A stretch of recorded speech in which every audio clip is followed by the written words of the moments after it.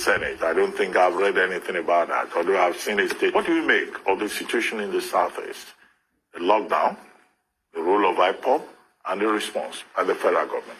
Those two issues in the last few days.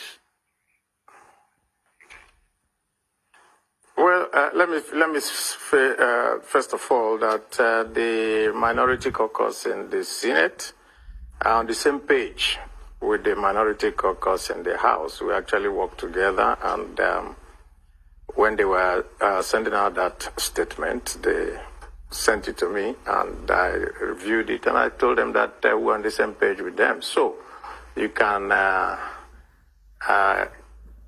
make the assumption that we also in the Senate minority caucus do not agree with the federal government on the purported achievements.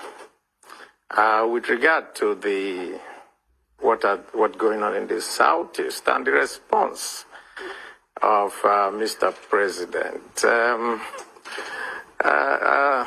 Ruben, let me just say this. Well, somebody was discussing with me and said, why don't we tell Mr. President something, that the language that the Igbos understand, that we can let him know the language. And I want to share it with Nigerians. The language that Igbos understand actually is Abaribe, Obiadeyama. In the days when we had polygamy, that is rife, when you treat every wife the same way you treat all of them, they will be happy. In other words, treat me as you would want to treat every other person. It is this imbalance in treatment, this unjust treatment of people, that is leading to this whole, I would say, response by violence. But I can say one thing. The Southeast Caucus, both in the House and in the Senate, we issued a statement a couple of days ago. And what we said was that we totally condemn the violence that is enveloping us in the Southeast. None of us supports the raging violence there, the killing of policemen, the destruction and the burning of government offices, INEC, courts, and so forth. None of us supports it. We know, and we know that you can only get what you want by negotiation, and that you're not going to get it through a violent means. But another thing that we also know is that the response that we're getting from the federal government does not seem to us to be a response that is calculated to douse tension and bring peace. When you threaten to visit on people depredations of a civil war, what type of message are you sending out? We expect Mr. President, as the father of the nation, to be able to embrace everybody. But you see, we have always seen this pattern, and this pattern is that it doesn't matter what happens elsewhere. Anytime anything happens in the Southeast, it is when the president comes out and with this and says, we will crush you, we will do this, or we will do that. And we think that that is not a way to go. If you go to the airport, and if you're coming from the airport in Abuja, you will see this big banner with a very beautiful photograph of Mr. President, and that banner says, Baba for all. So, if Baba, rather than being for all, is for some people, and then for the Southeast, you tell them that I will deal with you. I don't think that people in the Southeast are going to be very, very happy about that. And that is what we see. As for the root cause of what is leading to all this, we have consistently said it over the years, and that has always been that the root of everything is justice. If you do not give people justice, the impression will always be created in the minds of those from the Southeast that they are being seen as people from a different place. Let's just put it that way.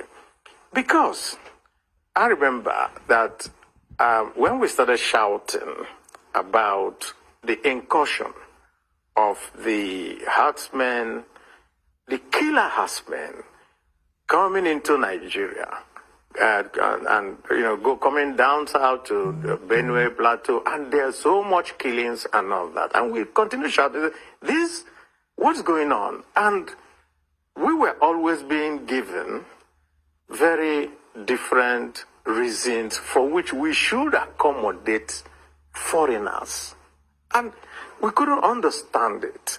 And I remember that on the floor of the Senate, we all condemned it, and condemned it not just by those from the South, but everyone.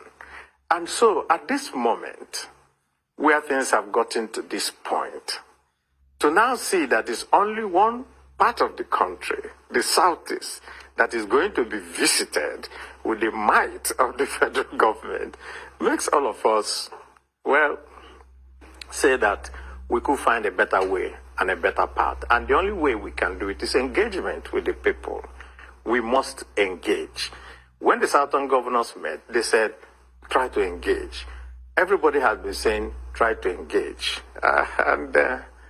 When we're still waiting for that engagement. Well, we must engage. When the Southern governors met, Well, I was explaining the situation, the position of Igbos in Nigeria to a foreign friend of mine, and I used the phrase stepchildren is how Igbos are treated. So it's funny you should mention polygamy. I took it to a different level. But I want to play devil's advocate here and ask you if you feel personally threatened by what the president said as an Igbo man, or if he was actually referring, if that tough talk was targeted specifically at criminals causing unrest in the Southeast, because those are the people making Igbo women widows and Igbo children orphans when they go and murder police officers and murder innocent, peace-loving Igbos trying to just get along with their lives. Well, also in playing devil's advocate, let me also play the reverse to you. Was any threat made to all people in the Northeast, with all the killings going on there? Was there any threat made to the people, even in the president's own state of Katsina, with all the killings and banditry and everything going on there? None. So why the Southeast? That is the question that we always want to ask. And I think really that let me also use another adage in Igbo. The world view of the Igbo is Egbe bere, Ugo bere. Let the eagle and the hawk perch together. Let no one tell the other don't perch. And that has always been our feeling. Now, Igbos are the most widely traveled people that you know. And we also have an ethos, and that is Ojembe Enwe. We cannot be angry with people because we also go out everywhere. So when this type of, I would say, personalization of the angst, what it tells us is something. And with all due respect, it just makes every Igbo feel, including myself, that somehow, when there's a big problem in Nigeria and you need to resolve it, use the Igbo head to resolve that problem. That's that. But let me tell you one other thing that I'm very, very happy about. And that is, when the Minister of Justice made the unfortunate statement about spare part traders, you saw Nigerians all come out and say, I'm a spare part trader. And that, of course, gladdened everybody's mind. When the unfortunate statement that was credited to Mr. President also came out, you could also see Nigerians come out and say, I am Igbo. In other words, we have transcended those artificial boundaries that they use before to demonize a particular group of people. And so we are happy that Nigerians are all coming together. Nigerians are all seeing that what is here is not the Igbo problem. That what is here is a criminal syndicate going around all parts of the country, and the government needs to unravel it. If a criminal burns a police station or kills, and then you do nothing, and then you now go and arrest every villager that you see on the street, which is what is going on in the Southeast, you cannot be resolving the issue. What you're actually doing is that you're letting everybody know that it is us versus them, which is not a very good way of building unity in the country. So we, in our statement, now said, let the Inspector General of Police and the other security agencies conduct in-depth investigations, bring people, try them, not to just round up youths that you see, conduct extrajudicial killings, and then say that, oh, you have resolved the issue. You don't. You actually push it on the ground, and it continues to fester. So we have been calling and calling for an engagement, a civil engagement that will resolve the issues bedeviling the country.